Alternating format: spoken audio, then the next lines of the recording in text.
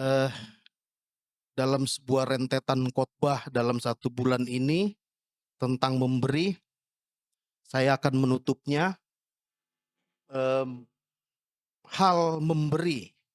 Ya, Bapak Ibu ya.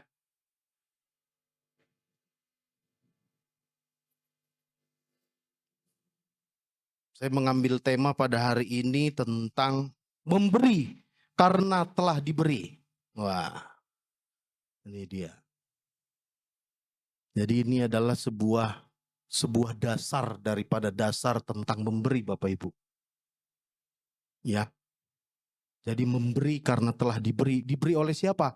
Diberi oleh Tuhan Yesus, Bapak Ibu.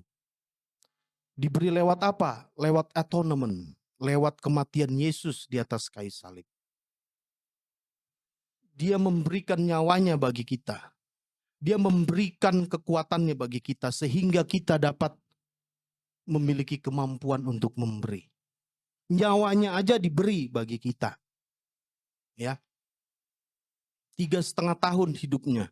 Gara-gara kita kalau menurut saya. Ya. Gara-gara kita. Gara-gara perjanjian dia dengan Allah. Makanya Tuhan Yesus cuma 3,5 tahun, saudara-saudara. Karena kenapa? Karena manusia berdosa sudah terlalu banyak.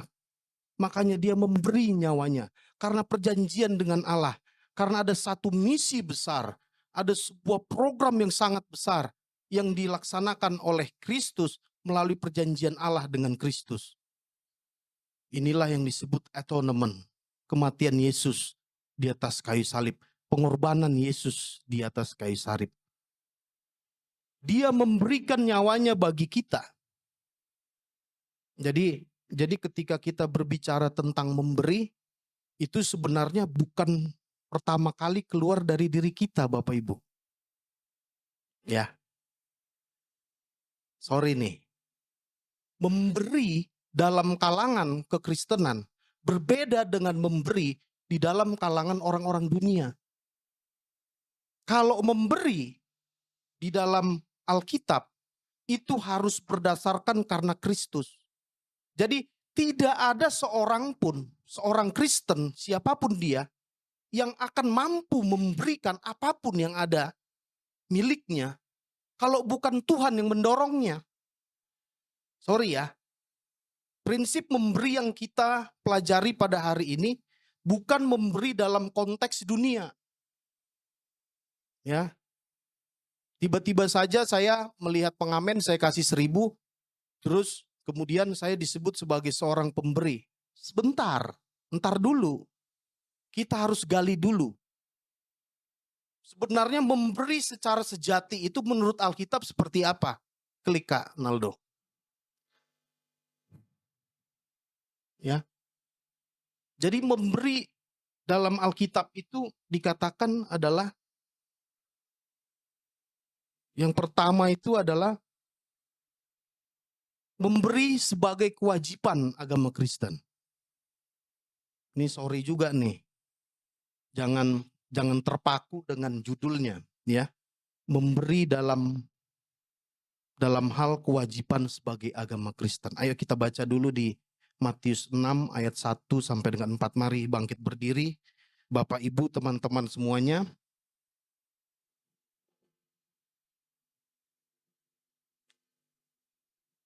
Matius 6 ayat 1 sampai dengan 4. Matius pasal 6 ayat 1 sampai dengan 4. Mari kita membacanya. 3, 2, 1.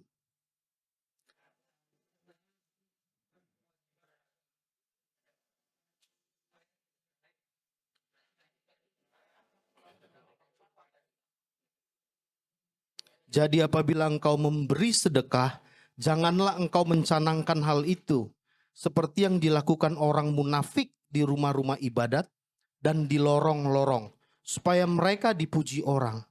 Aku berkata kepadamu, sesungguhnya mereka sudah mendapat upahnya. Tetapi jika engkau memberi sedekah, janganlah diketahui tangan kirimu apa yang diperbuat tangan kananmu. Hendaklah sedekahmu itu diberikan dengan tersembunyi. Maka Bapamu yang melihat yang tersembunyi akan membalasnya kepadamu. Silakan duduk Bapak Ibu. Terima kasih. Itu adalah prinsip memberi yang dikatakan Yesus langsung. Ya.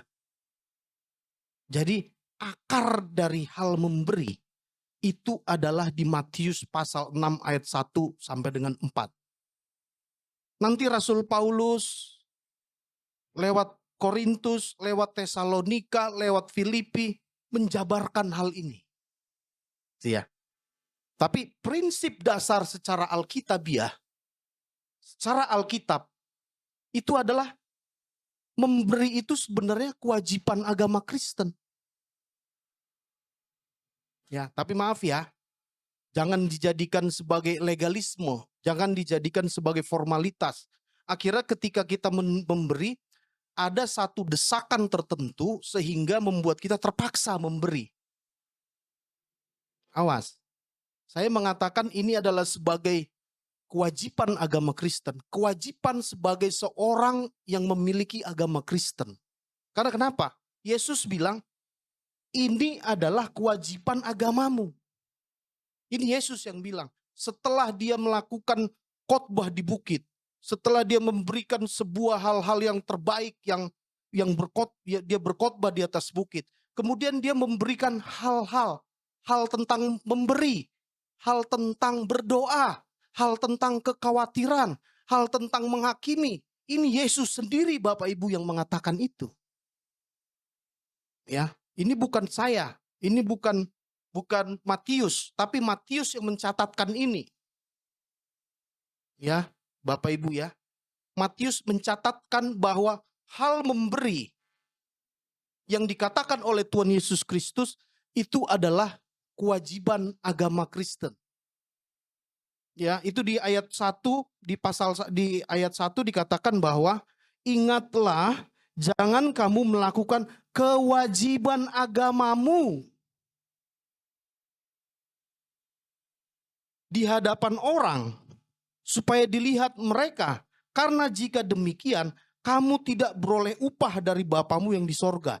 Ini kalimat pasal 6 ayat 1 sampai dengan 4 ini bisa ribuan iktisar, ribuan definisi tentang memberi.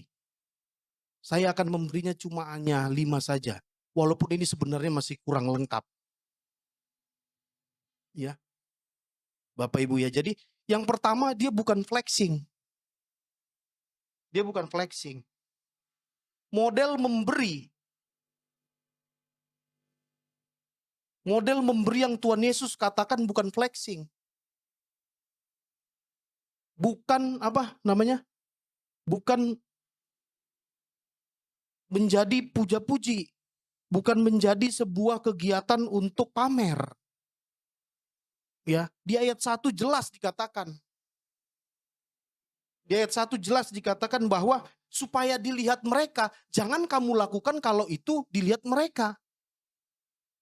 Ini prinsip memberi, ini prinsip memberi yang akan saya berikan, yang Tuhan Yesus berikan kepada kita semua. Jangan flexing. Karena kenapa? Kalau dia udah flexing, nggak ada upahnya Bapak Ibu. Memberi kalau udah flexing, udah pamer, udah sok-sokan untuk mau memperlihatkan bahwa itu adalah kehebatan Anda atau kehebatan saya, itu sudah dikategorikan, sudah diterima upahnya di dalam dunia ini. Akhirnya di dalam kekekalan, di dalam kerajaan sorga itu udah gak ada hitungannya lagi Bapak Ibu. Makanya Yesus mengatakan bahwa jangan flexing. Ya, jangan dipamerkan. Jangan supaya orang melihat. Jangan, akhirnya yang kedua adalah bukan untuk puja-puji diri kamu. Memberi itu adalah bukan untuk kesenangan kita Bapak Ibu. Memberi itu bukan untuk puja-puji supaya kita dihormati. Ini maaf nih kalau di perkumpulan Batak sering kayak begini. Ini maaf ya. Saya sendiri di perkumpulan Batak kami sendiri ini sering yang kayak begini. Berapa dari kamu 10 juta? Berapa dari kamu 5 juta? Tapi dia flexing. Tapi dia mau pamer. Tapi dia bukan keluar dari ketulusan hatinya. Tetapi dia bukan untuk memuliakan Allah. Kan begitu di ayat 1 dikatakan seperti itu loh sama Tuhan Yesus loh. Nggak ada gunanya kalau kamu memberikan untuk kamu dilihat orang. Karena kenapa? Karena kamu sudah selesai. Istilahnya yang kamu tabur itu sudah kamu tuai di dunia ini. Sudah selesai.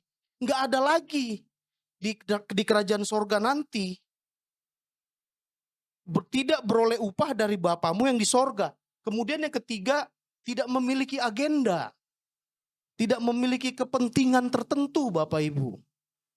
Kalau saya memberikan ini, maka saya akan dihormati. Kalau saya memberikan persembahan ini kepada gereja, maka nanti Om Ones akan memperhatikan keluarga saya.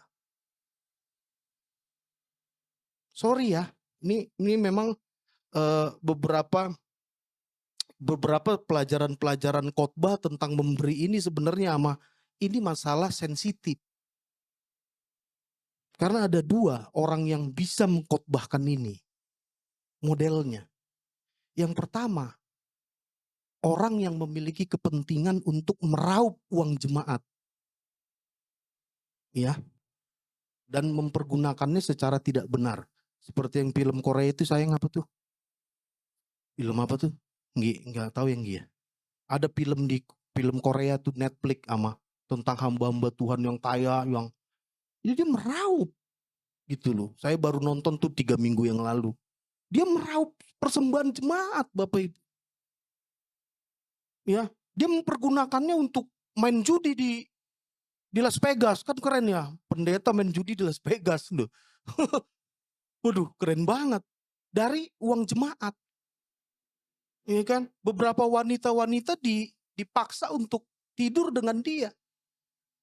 Ini kegiatan-kegiatan gereja yang pernah terjadi ya, kalau GBI Ramas tidak. Dan yang kedua modelnya adalah berani mengatakan ini. Karena kenapa? Dia tidak memiliki agenda.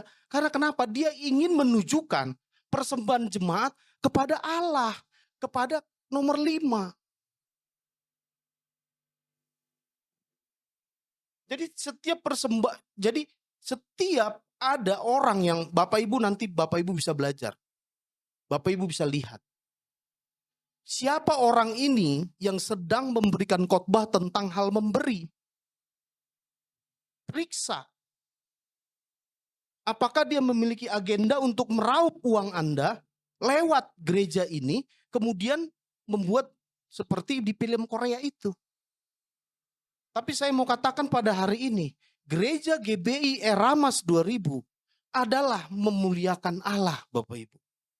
Pelayan kami membutuhkan, atau gereja ini masih tetap membutuhkan, ya, uluran tangan daripada Tuhan lewat Bapak Ibu untuk memuliakan Allah, untuk melanjutkan pelayanan kita di tempat ini. Saya berani udah. Mungkin mengupasnya secara memberi secara umum. Tante juga kemarin, Om Steve juga. Tapi saya mau berdiri di tempat ini ketika saya berbicara tentang memberi adalah memberi untuk memuliakan Allah seperti apa yang dikatakan Tuhan Yesus Kristus. Prinsip memberi di dalam Alkitab. 1, 2, 3, 4, 5. Yang keempat, punya belas kasihan, compassion of God. Belas kasihan yang bukan berasal daripada dirimu sendiri.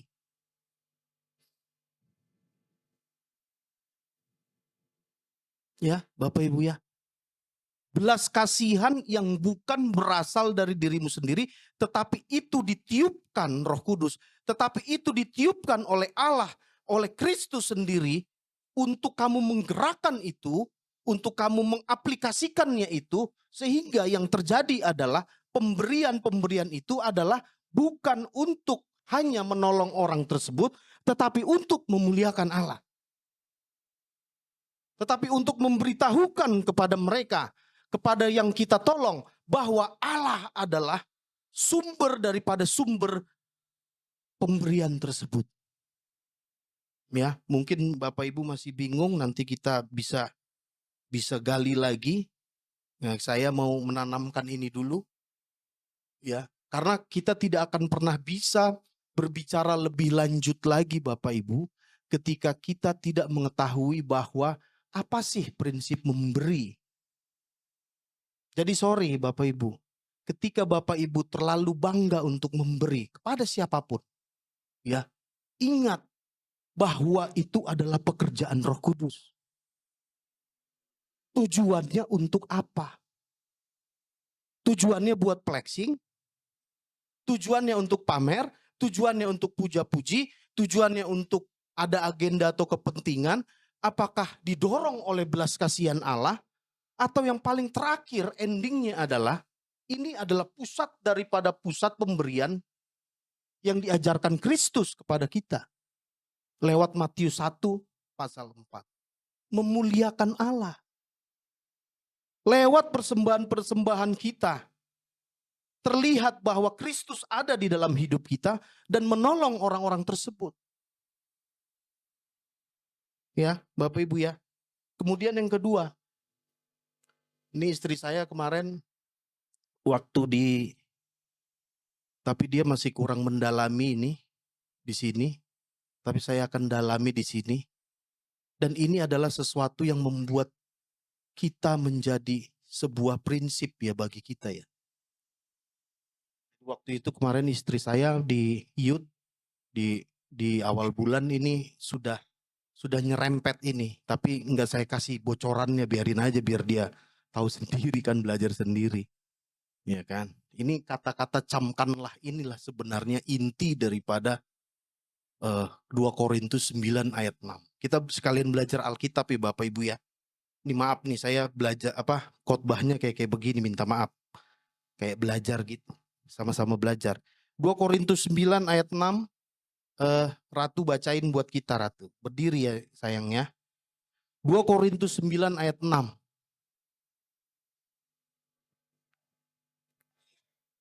Dua Korintus 9 ayat 6.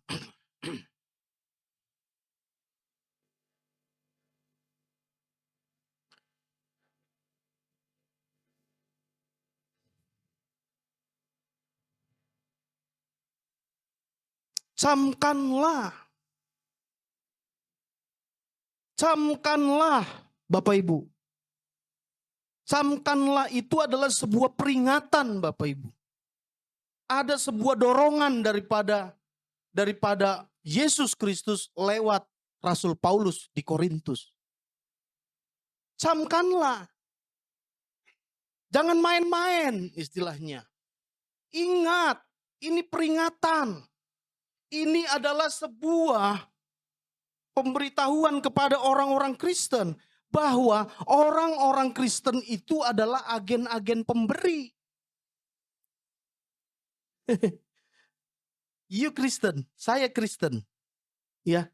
Tidak ada seorang pun orang Kristen yang bisa melepaskan diri dari sebuah istilah yaitu agen pemberi. Siapapun yang ada di tempat ini, siapapun yang mengaku Kristen, siapapun yang beragama Kristen di seluruh dunia ini, dia adalah agen-agen pemberi. Yang pertama tadi itu adalah kewajiban agama kita, ya, lewat Matius 6 ayat 1 sampai dengan 4. Yang kedua, saya, kita semua adalah agen pemberi Bapak Ibu.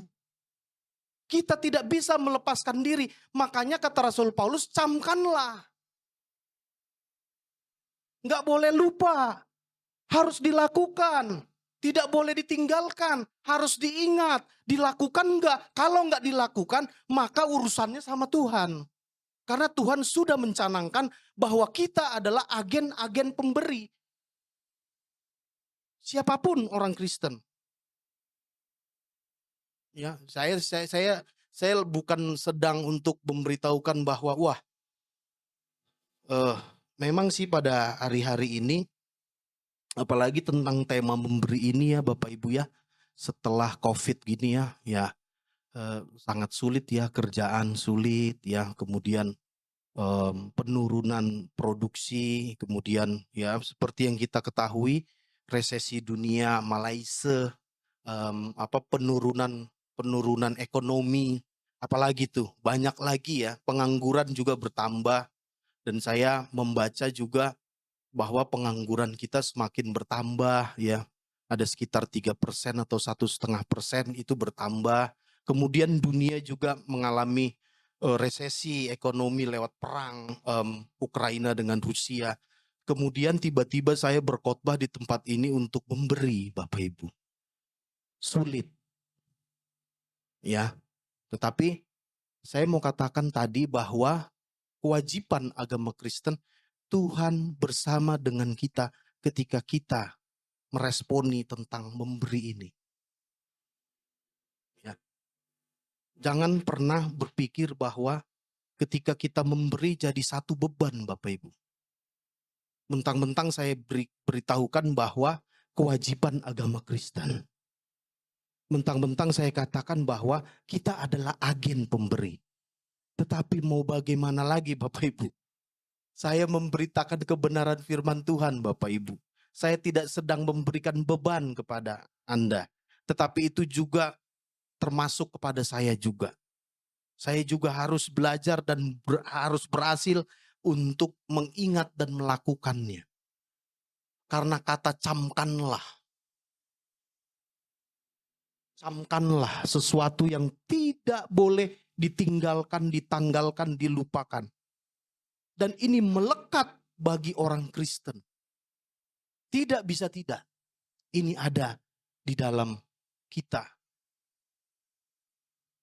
Klik lagi yang kedua.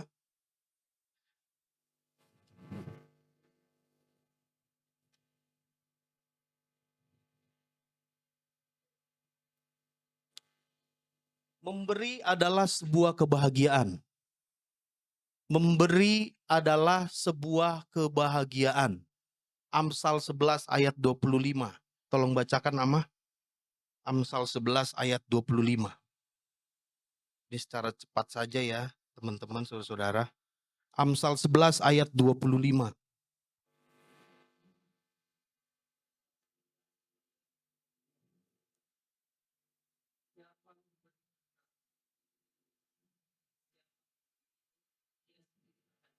Nah ini mulai baru. Ya Bapak Ibu ya. Sebuah kebahagiaan. Memberi adalah sebuah kebahagiaan. United States News and World Report mengupas tentang kebahagiaan. Menurut artikel ini, para ilmuwan menemukan bahwa pernikahan, ikatan keluarga, persahabatan yang kokoh, kerohanian, penghargaan pada diri sendiri, pengharapan dan perasaan bahwa hidup ini berarti adalah elemen-elemen kehidupan yang bisa memberikan kebahagiaan. Kemudian, artikel ini juga mengatakan dan bertanya kepada kita, bagaimana kalau elemen-elemen yang saya bacakan tadi itu tidak ada? Bagaimana kita untuk mencari sebuah kebahagiaan? Ini peneliti-peneliti ini profesor-profesor teologi, ini teolog-teolog besar dan juga sosiolog-sosiolog yang ada di Amerika pada saat itu. Dan mereka menjawab, Bapak Ibu, peneliti ini mengatakan bahwa ya, memberi atau membantu orang lain agar menjadi merasa bahagia adalah dapat menjadi lompatan awal dari sebuah proses yang akan membawa kita pada hubungan yang kokoh, harapan yang diperbaharui, dan kebahagiaan yang berkesinambungan.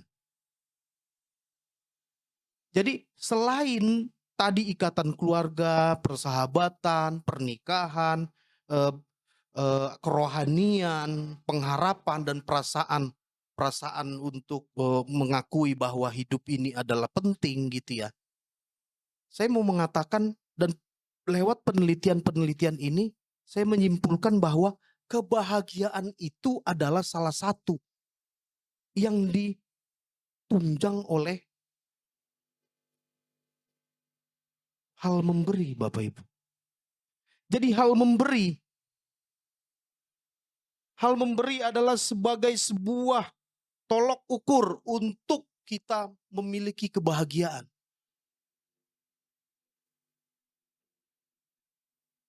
Memberi adalah membuat sebuah kebahagiaan. Memberi adalah mendorong kita untuk mendapatkan sebuah kebahagiaan. Karena kenapa Bapak Ibu? Karena kalau kita cuma nyimpen aja ya, kita cuma simpen aja itu uang, simpen itu sumber daya, simpen itu talenta, simpen itu kehebatan-kehebatan yang diberikan Tuhan Allah itu tidak akan memberi kita bahagia Bapak Ibu. Kita hidup sendiri. Kita hidup di dalam egosentris kita. Karena kenapa? Karena Tuhan memberikan kepada kita di dunia ini, ya. Coba deh Bapak Ibu sadar gak? Setiap kita bergerak setiap hari, besok hari Senin. Coba deh sadar deh. Kalau saya lagi belajar untuk ini. Ya. Coba deh peka. Itu pasti ada dalam satu hari itu diperhadapkan kepada kita. Ya, kepada saudara, kepada saya, kepada siapapun, kepada gembala sekalipun. Dalam satu hari itu untuk kita bisa memberi kepada orang itu.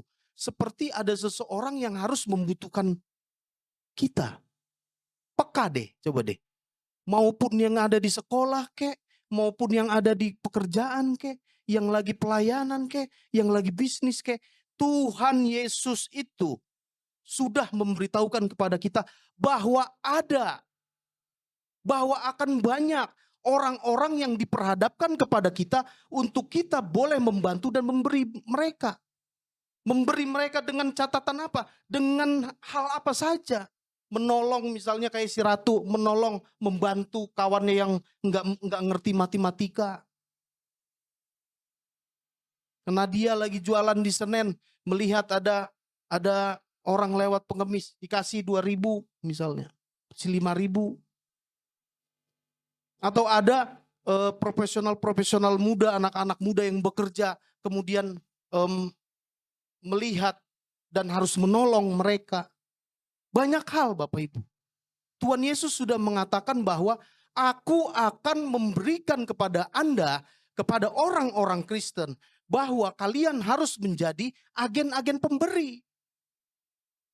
Tidak bisa tidak. Itu harus. Itu merupakan sebuah hal yang harus kita lakukan sebagai seorang Kristen. Ya Bapak Ibu ya. Amsal 11 ayat 24 saya bacakan buat kita. Amsal 11 ayat 24. Ada yang menyebar harta tetapi bertambah kaya. Nah nih, kan nggak logis. Ya, nggak logis. Ada yang menyebar harta tetapi bertambah kaya. Ada yang menghemat secara luar biasa namun selalu berkekurangan. Nah lu. Nah ini dipakai ada siapa ya? Pendeta di GBI atau siapa ya? Nah, sedang mengembangkan prinsip ekonomi Alkitabiah. Pakai ayat ini Bapak Ibu. Amsal 11 ayat 24.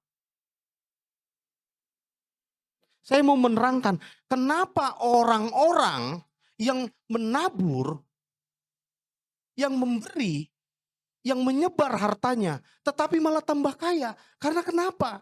Karena di dalam dia melakukan itu, ada sebuah kelimpahan yang diberikan Tuhan Yesus kepada dia. Ya, dia tidak menabur itu untuk flexing. Dia tidak menabur itu untuk puja-puji diri. Dia tidak menabur itu untuk keuntungan penghormatan dirinya. Dia ketika dia mempersembahkan itu, ingat ya Amsal 11 ayat 24 ini bukan secara umum loh Bapak Ibu. Ya. Tetapi ada sebuah dorongan, ada sebuah pemberian yang dikuasai oleh Yesus Kristus, dikuasai oleh Allah itu sendiri. Ya. Jadi ketika kita misalnya lihat pengemis kita kasih 10.000, Kasih 10.000. Wah hebat, gue kasih 10.000. Nah, you punya compassion nggak? Anda punya belas kasihan nggak? Anda punya dorongan dari Tuhan nggak untuk, ya ampun kasihan amat orang tersebut, dan kemudian mendorongnya menjadi sebuah kegiatan, biarlah Tuhan yang dimuliakan lewat pekerjaan pemberian saya ini. Memberi yang saya maksudkan di sini, memberi yang dimaksudkan oleh Alkitab ini adalah bukan sekedar perilaku atau tindakan-tindakan yang kelihatan untuk melemparkan sesuatu yang kita miliki kepada orang lain, Bapak Ibu. Tidak. Tetapi memberi yang kita pelajari pada hari ini adalah memberi di dalam dorongan belas kasihan Allah. Dikuasai, dikontrol oleh Kristus itu sendiri. Karena dasarnya adalah, oh Kristus sudah mati. Dia memberi nyawanya bagi kita. Dia total kepada saya. Dia memberi enggak main-main. Dia enggak setengah-setengah. Sampai nyawanya aja diberikan kepada saya. Nah ini adalah sebagai dasar bagi kita untuk kita mendorong kita untuk menjadi pemberi-pemberi sejati itu. Jadi begitu Bapak Ibu. Jadi memberi itu akan mengakibatkan sebuah kebahagiaan. Karena kenapa? Semakin banyak engkau memberi, semakin banyak hartamu, semakin banyak kamu memiliki sebuah kebahagiaan batinia. Ya. Nah ini memang kalau secara logika memang agak sulit ya Bapak Ibu ya. Semakin banyak kita memberi kepada orang, tetapi seharusnya kan semakin berkurang harta kita. Tetapi kenapa? Kok malah semakin banyak, kata Raja Salomo? Karena Tuhan yang melimpahkan itu bagi orang tersebut. Karena kenapa? Karena tujuan orang itu untuk memberi adalah kepada Allah. Walaupun juga membantu sesama tersebut. Makanya ada sistem pemikiran bahwa hidup saya, hidup Anda, hidup kita adalah bukan untuk kita saja, tetapi hidup saya dan hidup Anda, hidup orang Kristen adalah hidup untuk Tuhan dan untuk sesama. Karena kenapa Bapak Ibu? Masing-masing di dalam diri kita ini, ya kita punya talenta Bapak Ibu. Jadi jangan berpikir bahwa misalnya yang masih kecil atau yang masih remaja itu tidak memiliki kelebihan-kelebihan. Tidak. Kalian adalah super model daripada Yesus Kristus. Kita adalah super model daripada Yesus Kristus. Ciptaan super daripada Tuhan Yesus Kristus. Masing-masing di tempat ini memiliki sebuah kewajiban untuk dapat memberikan talenta itu kepada orang lain, kepada sesama.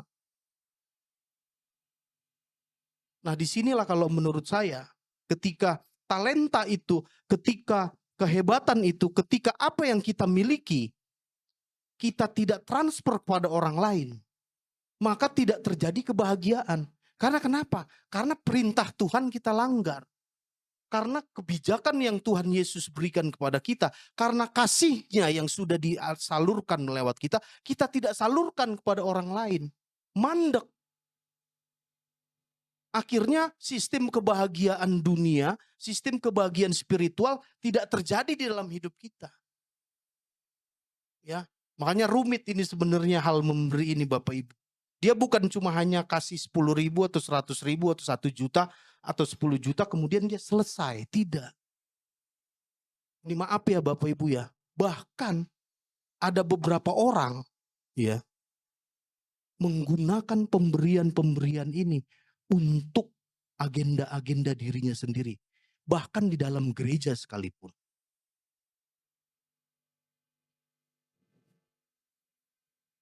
Jadi kita belajar pada hari ini ya mungkin agak keras ya. Tapi ya inilah mau bagaimana lagi ya. Seperti Alkitab katakan Bapak Ibu ya. Kemudian selanjutnya Kanaldo.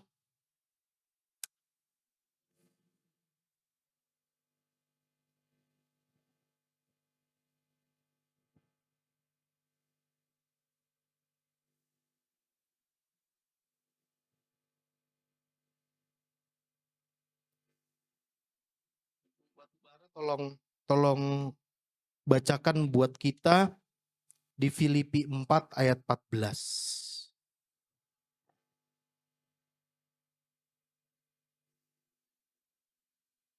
Filipi 4 ayat 14.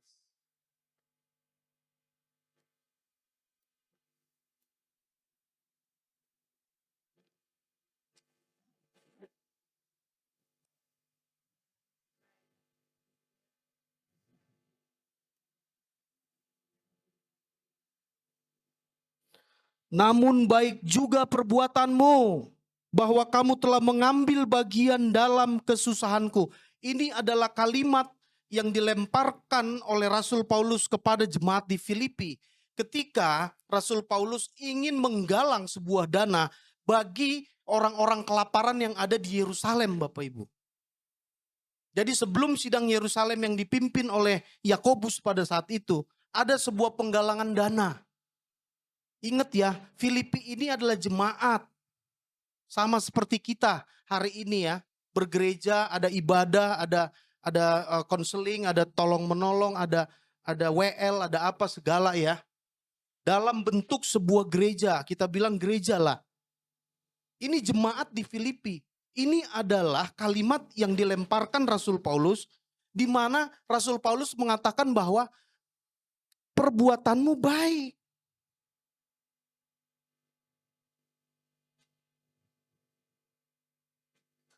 Baik perbuatanmu. Menggalang dana untuk orang-orang kelaparan di sidang Yerusalem. Ya, kalau tema besarnya itu adalah terima kasih atas pemberian jemaat, Bapak Ibu. Ini adalah pemberian. Kenapa saya bilang bahwa pemberian yang dilakukan oleh orang Filipi itu adalah perbuatan baik. Dan ini akan kita jadikan dasar bagi kita untuk memberi. Untuk melakukan apa namanya memberi tersebut. Di dalam Filipi 4 ayat 14 ada kata baik, Bapak Ibu. Kata baik. Kalos. Kalos. Baik, indah, berguna, terhormat. Kenapa? Karena jemaat di Filipi melakukan ini ya bukan karena dua hal ini. Karena saya mau katakan ada loh Bapak Ibu yang pemberian itu yang modelnya kayak begini. Tidak tepat sasaran. Yang kedua, dimotivasi kepentingan tertentu. Jemaat di Filipi, kita belajar dari jemaat di Filipi, mereka memberikan dengan tulus Bapak Ibu. Mereka memberikan dengan benar. Mereka memang untuk memberikan kepada orang-orang kelaparan di Yerusalem. Tepat sasaran, tidak ada kepentingan. Mereka melakukan itu karena kenapa? Karena mereka, saya mau katakan seperti ini ya. Jadi memberi itu kepada orang, ya. Kita melihat ada orang kelaparan, Bapak Ibu. Kita memberi kepada dia dengan dorongan belas kasihan Allah. Bapak Ibu tahu gak? Ketika kita berbuat seperti itu, kita berpindah kepada orang tersebut untuk merasakan penderitaannya, Bapak Ibu. Ini makanya kehebatan dari memberi. Apalagi kehebatan memberi yang Tuhan Yesus ajarkan. Nggak ada agenda. Udah, biasa aja, nggak usah pamer. Tetapi apa? Kita melihat orang itu dan melihat Allah. Dan kita masuk ke dalam penderitaan orang tersebut, mengambil penderitaan orang tersebut, mencomotnya, dan mengambilnya untuk kita, dan memberikan hal-hal yang berguna buat dia. Ini memberi, Bapak Ibu. Kita melompat masuk ke dalam penderitaannya.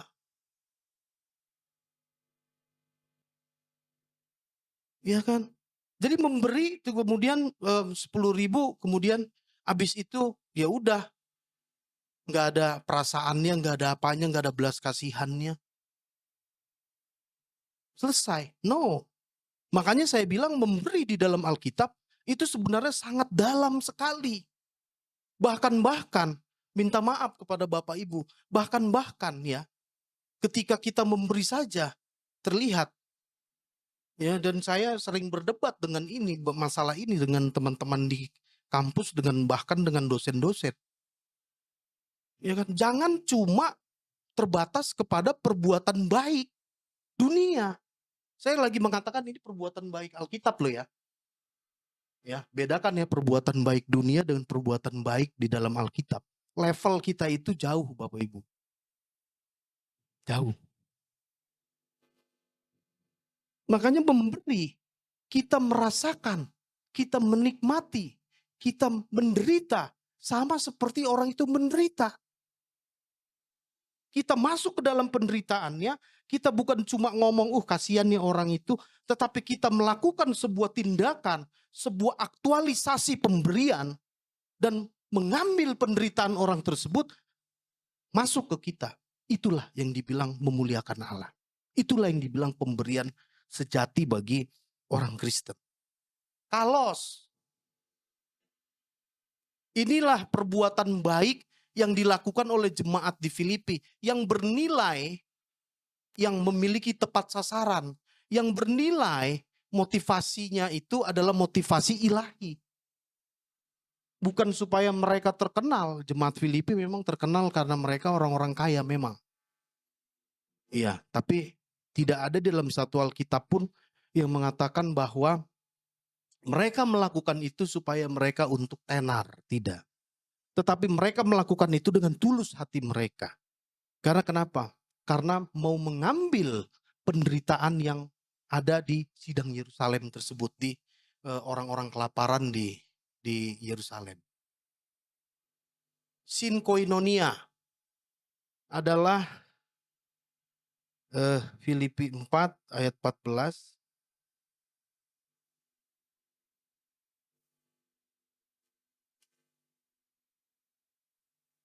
Di dalam Filipi 4 ayat 14 itu ada kata, namun baik juga perbuatanmu. Di 14b dikatakan bahwa kamu telah mengambil bagian dalam kesusahanku. Mengambil bagian. Mengambil bagian bersama-sama, bersekutu bersama-sama. Ini pelajaran buat kita Bapak Ibu untuk gereja GPI Ramas 2000. Gereja kita, setiap gereja ada pergumulan, apapun itu, dan kita sudah sama-sama mengetahui lewat pokok-pokok doa kita. Jemaat di Filipi berulang-ulang kali.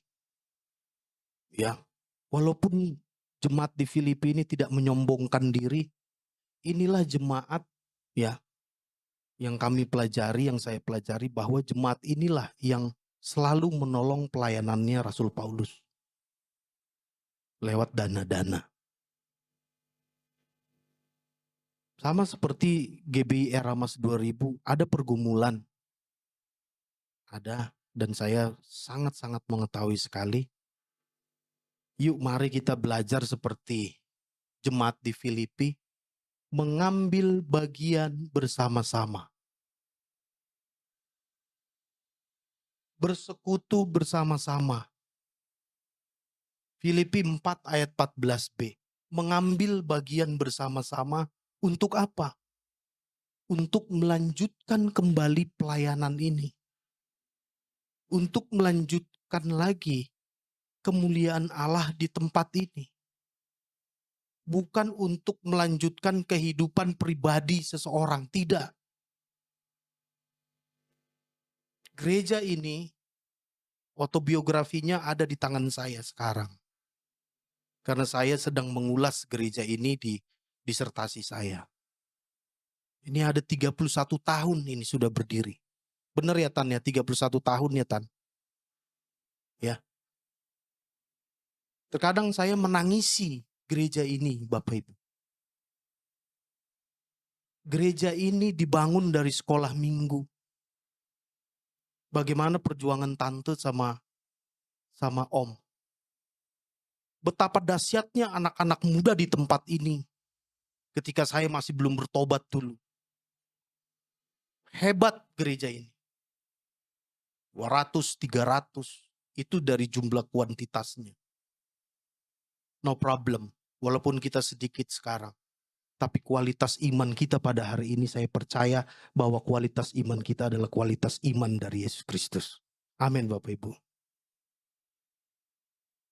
Kita punya pergumulan Bapak Ibu. Bulan 12 seperti yang dikatakan oleh Om Ones. Ya kan? Tapi saya sangat percaya karena Tuhan yang sudah mencanangkan pelayanan ini, 31 tahun pelayanan ini. Maka lewat Bapak Ibu, Tuhan bekerja untuk tetap melanjutkan gereja GBI Era Mas 2000 ini. Sama seperti jemaat di Filipi. Mengambil bagian bersama-sama. Kita tidak terpecah. Antara saya dengan Ibu Panggabean, saya tidak terpecah. Antara saya dengan Tulang, saya tidak terpecah. Saya dengan Ama, saya satu kesatuan.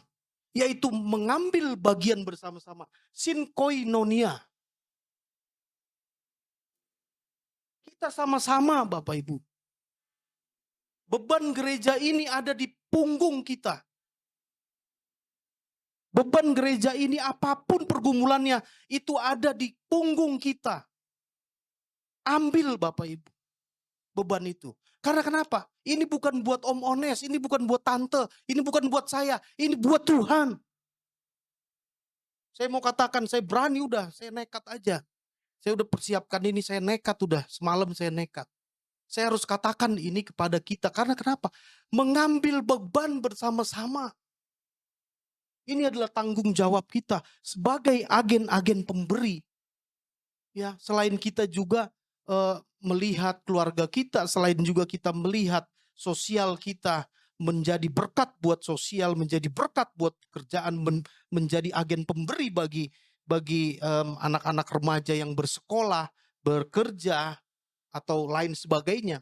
Tetapi ini adalah komunitas Allah Bapak Ibu, ini adalah jemaat Allah. Ini adalah seperti orang-orang di Filipi yang mengambil bagian bersama-sama. Kita belajar dari sinkoinonia ini. Kita belajar dari sinkoinonia yang dikatakan Rasul Paulus. Dan jemaat di Filipi memberitahukan ini kepada kita. Ini yang saya katakan tadi. Jemaat di Filipi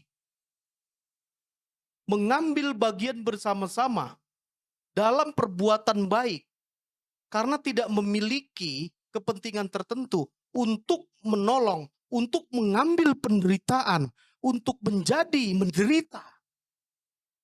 Aduh, repot bahasanya. Memberi adalah untuk menjadi menderita bersama-sama dengan orang yang kita tolong.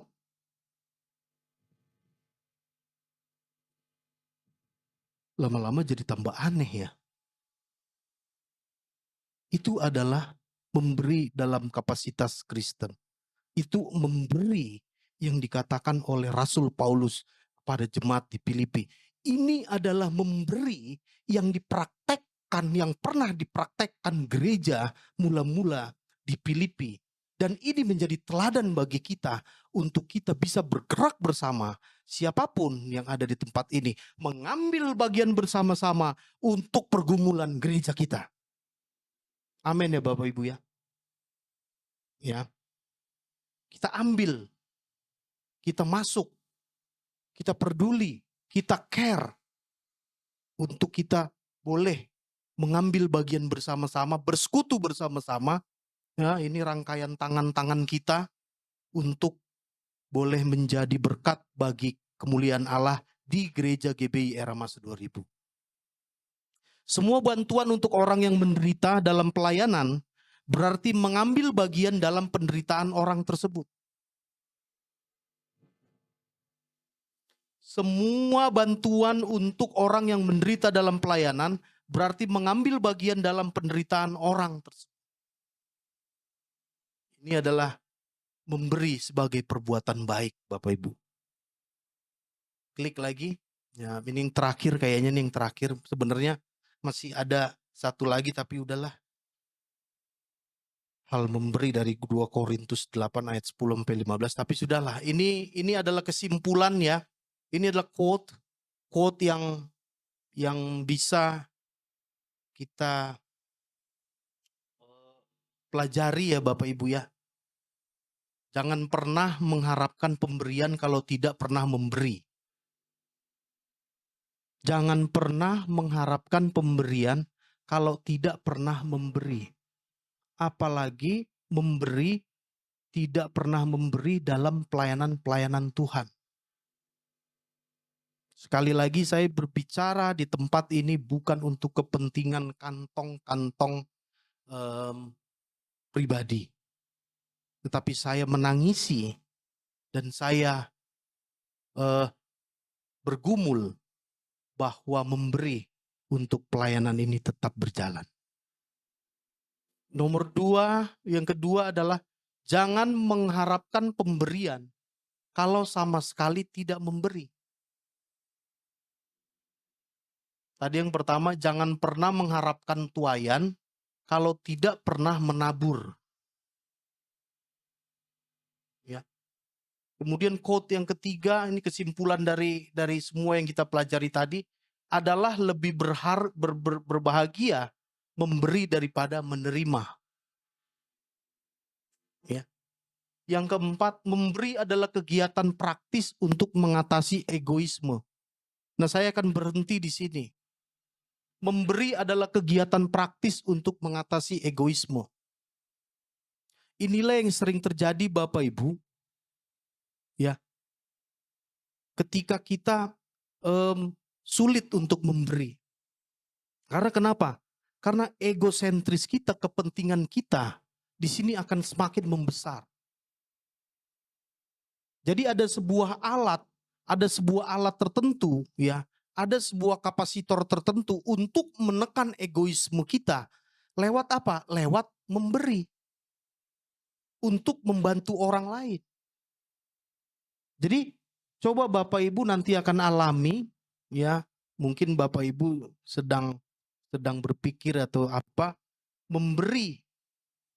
Ya, buktikan bahwa memberi itu adalah kegiatan praktis untuk mengatasi egoisme.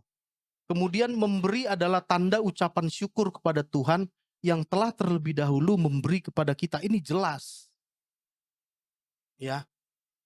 Maaf ya, barang siapa yang tidak memberi, berarti dia tidak bisa mengucap syukur kepada Tuhan. Ya. Karena kenapa? Masing-masing kita sudah diberi sama Tuhan.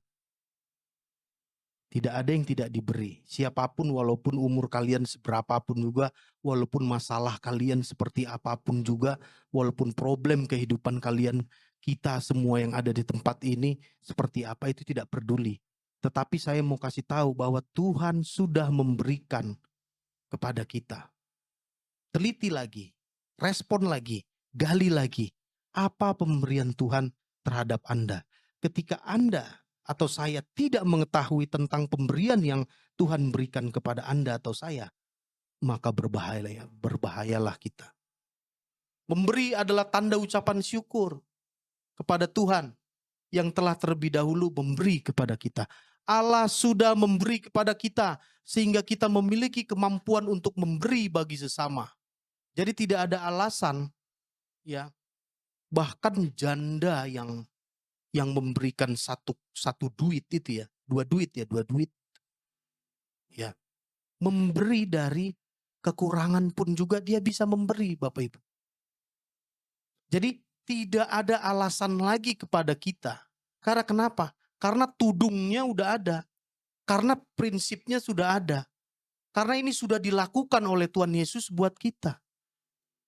Kemampuan memberi yang Tuhan Yesus berikan kepada kita itu sudah diberikan. Ada di dalam diri kita. Itu hidup di dalam diri kita. Nah, ketika kita tidak menyadarinya, ketika kita tidak mempraktekannya, berarti kita hidup di dalam egosentris ini. Di dalam kehendak diri kita. Jadi mudah sekali Bapak Ibu untuk melihat bagaimana prinsip memberi yang sedang kita lakukan atau sedang kita pelajari.